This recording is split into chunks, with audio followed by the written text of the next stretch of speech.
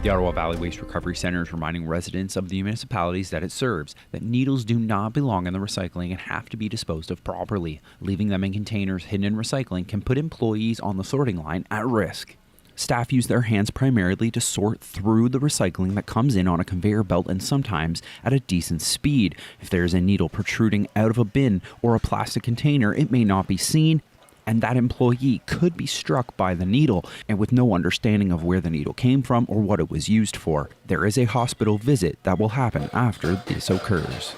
Elizabeth from the OVWRC has more. So we have had some needles recently come in. It's always a risk that our workers face when they're hand sorting recycling, but we've had a little bit of an increase recently, which has been a bit of a concern.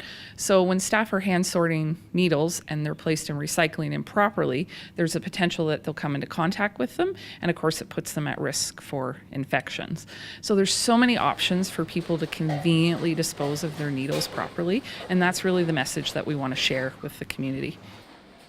In Pembroke, needle disposal bins are placed around the city and are a great way to safely get rid of your used needles.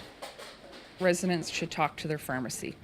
There's Sharps take-back programs available. You get the container from the pharmacy and then you can bring it back to the pharmacy for safe disposal. Our hazardous waste depot accepts needles as well. They need to be in a proper Sharps container or packaged in a plastic container, unbreakable container, sealed and labeled needles, and they can bring that material to our hazardous waste depot year-round.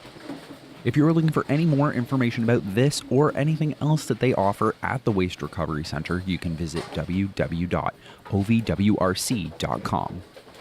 Reporting for Coachco News, I'm Trevor Riley.